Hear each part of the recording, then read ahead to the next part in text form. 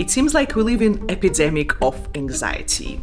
Economy is unstable, political situation is a complete and total mess, prices are going up, and our careers are changing faster than we can possibly adapt. And if you're a boomer, there is a chance that you are financially set and doing all well, but if you're like me, I'm 35 or even younger, there is a chance that your life is, for the lack of a better word, chaotic right now. And yet, in all of these circumstances, we need to work, we need to earn, we need to build our lives, and hopefully kind of try to enjoy it. At least this is what we see is expected in social media.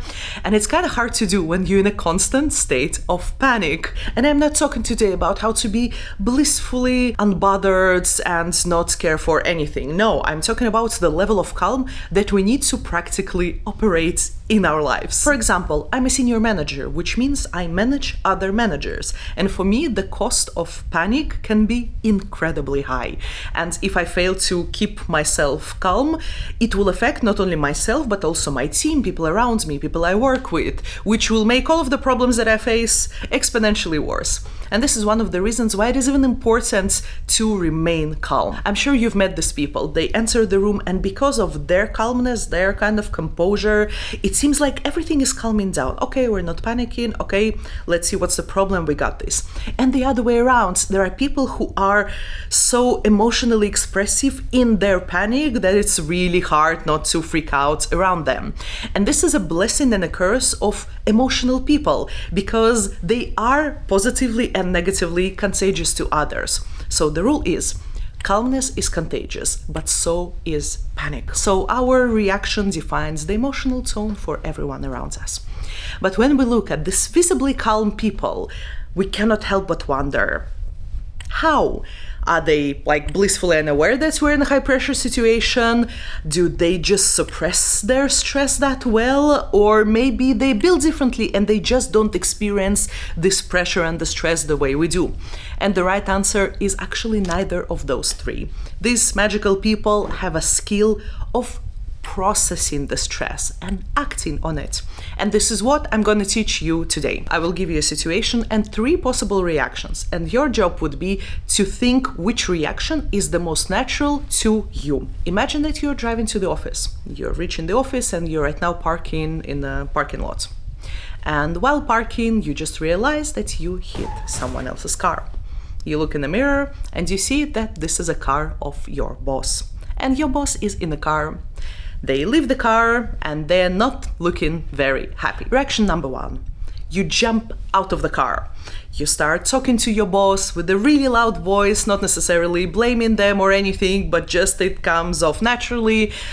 You run, you look at the damage here, damage there, you run around the cars and you feel how the pressure elevates, how your heartbeat is getting faster, you feel like how it's beating somewhere right here, and there is just nothing you can do, and you feel a need to express this stress through something physical, let's say, even if it's just a loud voice. Second reaction, you leave your car, you approach your boss and you start talking. You say anything like, oh my God, this morning I knew that everything will go wrong. I knew that this will happen. This morning I spilled the coffee from my very favorite mug over my very favorite skirt. And this was a moment I knew that everything will go wrong today. And now it's this happening. So you talk and talk and talk. It doesn't matter what exactly. And sometimes you maybe even feel that it would be good to stop and this information is irrelevant, but you just cannot help yourself and you talk excessively. Third reaction. You are not leaving the car. When you realize that you hit someone else's car, you just sit there without moving at all, kind of in a frozen mode, and you really quickly think about everything that happens. You're like, okay, what was the speed? Was I parking in the right spot? Whose fault is that? What was the sign when I entered the parking? So you have all of these thinking processes, analyzing the situation, what happens, and only after you're done with that, you are ready to unfreeze, leave the car, and deal with the situation. This illustrates 3 most common ways that we react to stress. The first one is more physical, let's say more adrenaline heavy. We feel the need to do something physical to release the stress. The second one is more social. We feel a need to talk things through, and with that we feel the release of the stress. And the third one is more reflection based. It's like a freeze type of reaction, when we need to pause and process it before we're ready to go and deal with the situation. And of course, neither of those is good or bad, and it's not black and white, meaning that we can have different proportions of these reactions, but often we can say, okay, in most of the high pressure situation, this is my dominant way of reacting. And it is so important to know this about yourself, because with that you will know what types of techniques you can and should use when you are in the situations that will help you specifically. If you think that your natural reaction is more close to the first one, so more action oriented, it means that you can easier process your stress through something physical. And it doesn't mean that you need to stop your working day to go and have a workout. But I know quite some leaders who have a habit of, for example, taking meetings during their walks. They take a walk with the person or in their headphones. And it doesn't mean that they do it for every stressful situation, but because they know this about themselves and they implement this element that they know that will help them in their day-to-day work/life, it helps the background stress not to pile up. If you resonated with the second reaction, then most likely you are a talker, and welcome to the club. I'm the president of this club. When I'm stressed, I really need to call someone and talk. Not talk, I need to vent, not vent, I need to complain, and sometimes I need to complain hard, although I never do this towards the people who are affected, but the events I'm talking about. So I don't complain to my team, I rarely complain to my peers, but I know this about myself. I know that this is what I need to make myself feel better. And I'm doing that not because it just feels good or something, it's just if I will try to process stress in any other way, my brain will just explode, my head will blow up, and I'm honoring and respecting this part of my personality while doing this as ethically as possible. If you think that the third reaction sounds more like you, it means you tend to be a processor. So you need a time lag between when the stressful situation happens and your reaction to the situation. You need this alone time in your head to properly process it and be ready to deal with that. And the way to go around it is practically to normalize this pause, this time lag between something happens and your reaction onto it. And my personal opinion is this type of reaction is the most unfortunate in a way, because if you have an action stress response, you can release this feeling of stress pretty quickly because you physically express it. If you're more talkative type, it I think takes a bit longer, but you can still go around it. And if you're this person who really likes to be silent in your mind, to think about things, there is a high chance that the new stressful situation will happen before you properly closed and removed all of the stress from a previous one, if that makes sense. So I have a feeling that if you're prone to this response, there is a chance that you may be prone to more chronic stress, because the next situation will happen before you properly process the previous one, which makes it even more important for you to know this about yourself, honor your boundaries, and allowing yourself process the stress in a way that you know works for you. But unfortunately, all of this is still not enough. Because the reality of our lives is we have way more stressors that we can possibly deal with.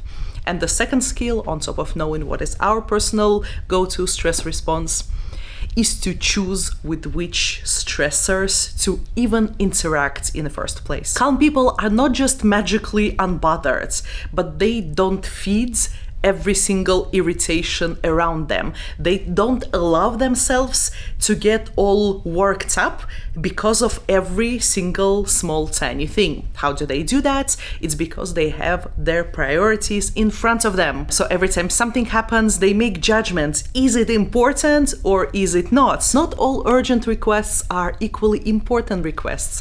And they develop all these kinds of quick filters and checks, thinking, does it matter to me? Will it matter to me in a week from now? And they keep their priorities in front of them and as visible and visualized and verbalized as possible, because otherwise it's very easy to get dragged into every small thing that wants your attention. But that's also not everything. And what I'm about to share with you, with full transparency, I don't know how scientifically backed up it is, but it did help me for real. So I still think that it's worth sharing with you. I never thought about myself as a calm person. Way back, I was really prone to catastrophizing, really like being dramatic about things. I had a really strong emotional response on stressors that were not worth even thinking about at all. And at some point, I almost decided to be super slightly delusional about it, meaning I made a choice to think about myself as a calm person. So it's a bit fake it till you make it type of situation. And here's how I'm thinking about it. So you have a normal graph, like a normal distribution, bell curve, when you have the stress level and how beneficial it is for you. And when you have a super, super low level of stress, you are practically bored, and it's also not really good for you. And you have a really high level of stress, you're freaking out, you cannot operate, you cannot show your best work, it's just too much, it's also not good. So there is this sweet spot for all of us when we benefit from having a stress at its most. It's not too much and it's not too little, it is just right. And I focus on this spot on the very top of the curve, this golden state, when the stress is not too much and not too little, when it's just right. And I think about how would I react to a stressful situation when I'm in this exact spot. And this is the behavior that I'm trying to show in any stressful situation in my life. And this is not magical and not spiritual. This is just a reminder that breaks my autopilot, because my autopilot tells me, uh-oh, something happened. You can freak out right now. You can catastrophize. And this is the reminder that I can choose how to react. And I make a choice to react as a calm person because I want to think about myself as a calm person. I really hope it makes sense. And I think it also helps me to reframe a high pressure situations into the situations of a challenge. I'm like, okay, that's not a high pressure. That's still all right. I'm doing okay. That's a challenge. I can do this. For example, I was once responsible for a project that had really high stakes. If we would not meet the deadline, there were not only monetary implications, but also legal implications for the company. So we really had to meet the deadline. And one day before the big day, I received a message from someone from the teams on the ground that something is not going well and there is a chance that we won't make it. My natural response is to freak out and to express that I'm freaking out, because expressing this makes me feel easier, it makes me feel better. And also it supposedly should give others a more sense of urgency for them to be more motivated to resolve the problem. I think about myself as a calm person. I resist this urge, so as a response I tell them, okay, I understand, that's all right. You are the one who can resolve this, take your time, you got this, we still have time. Any help that you need, you tell me what you need. As a result, the team felt less stressed, they felt more trusted, and eventually they delivered everything. What I don't show is usually that in this moment, after I spoke with the team, I went to a trusted colleague of mine and I spent solid 15 minutes freaking out and complaining about it and venting. And afterwards, I felt so much better. I thanked my colleague for listening to me and I returned to my work. And this example illustrates another problem, maybe even dilemma that awaits for all of us. And it is, to what extent does it even make sense to express your emotions in working settings? Because on one hand, we all want to be our authentic selves, and if we're emotional, we want to feel free to express that. And on the other hand, you can see how sometimes it can be beneficial, but it also can be damaging for people around you, especially when it comes to negative emotions, about us being stressed or us being frustrated with something. And here's my personal approach that I swear by. Every time you feel the need to express your frustration, you need to ask yourself a question. Are you doing this because it will serve the goal? Or are you doing this because it will make you feel good? I live in the Netherlands right now and work in the Netherlands. Originally, I'm from Russia. And I saw so many Russian managers who had this thing. When they were stressed, and if you're a manager, you're under a lot of stress objectively. But it was so hard for them to handle that they would always raise their voice on their teams. They would always say, okay, you don't understand, we're under a lot of pressure. They would do this kind of like pressuring type of communication because it eventually made them feel better. So they did it, and then they leave with a bit of a calmness of their minds thinking, okay, now I pushed the pressure on them and now I can kind of chill a little bit. And this is a big problem because dumping your emotions on your team, first of all, it's unprofessional.